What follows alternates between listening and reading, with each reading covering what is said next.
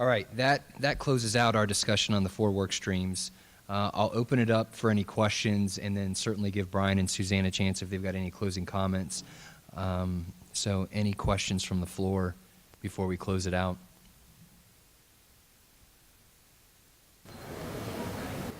I guess 2 questions. One, kind of just a rhetorical question. You could ask the same question about other things, like how much does the federal government spend on managing land and buildings? You know, they talked about that with regard to the Coast Guard. Or how much does the federal government spend in managing ships, boats, planes? You know, that's an example he gave. And if you step back and look at the internal controls viewpoint that he showed in the Coast Guard presentation, you know, efficiency and effectiveness of operations reporting, you want to have the same information for everything, not just IT. You see what I'm saying? You know, it's like if you focus too much on that, but what about the rest of it? You need to know it all, not just the IT. And the second kind of question, comment is the linkage, and you kind of alluded to it at the beginning, I think when you talked about the business, but it's the value chain. You know, how much I invest in IT, or how much I invest in a truck or anything else, I'm doing it to make my business operations, more efficient and effective. So if you get too much focused on just the cost of the IT and you miss the connection of how it links into the overall higher level business operations, and that's what we see a lot of, you know, in terms of people trying to develop a business case, is they just focus on the IT and they don't look at the return on the overall investment to the business. So that's my other kind of question about your methodology. You know, how is that addressed? So in the TBM, it did start in the IT space. And why is that? Because most commercial organizations had a pretty good handle on other costs, like what does it cost for a building, right? Like they could figure that out pretty easily.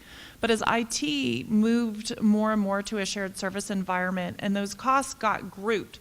So for example, outsourced IT, if you think about data center outsourcing, so an organization I worked with had outsourced their data center, they got one bill every month in one account that was like $10 million for the whole thing together. So how do you take that $10 million every month and spread that according so that you can link it to the business cost?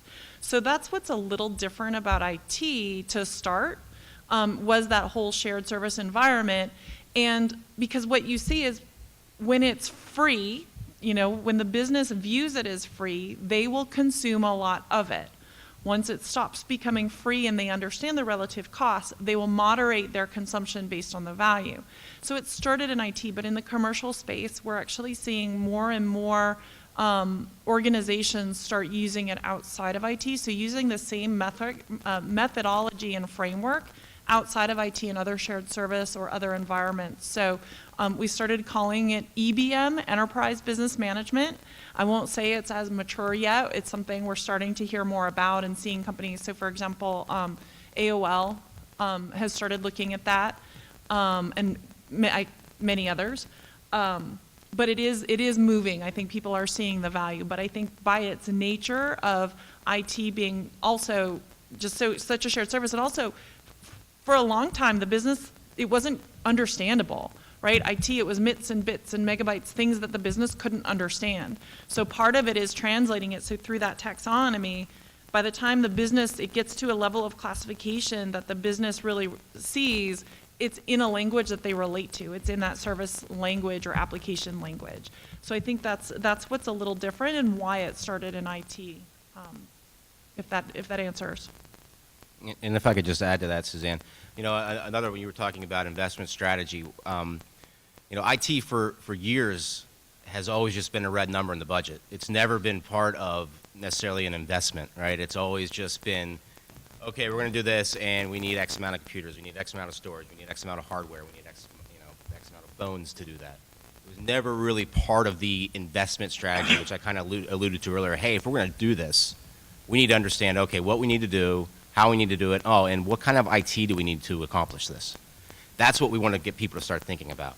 We don't want the IT budget to be the red the red herring in the room, which is why the CIO never could sit at the table with the rest of the C-suite people and have a good conversation about investment in our area and making us successful as a team.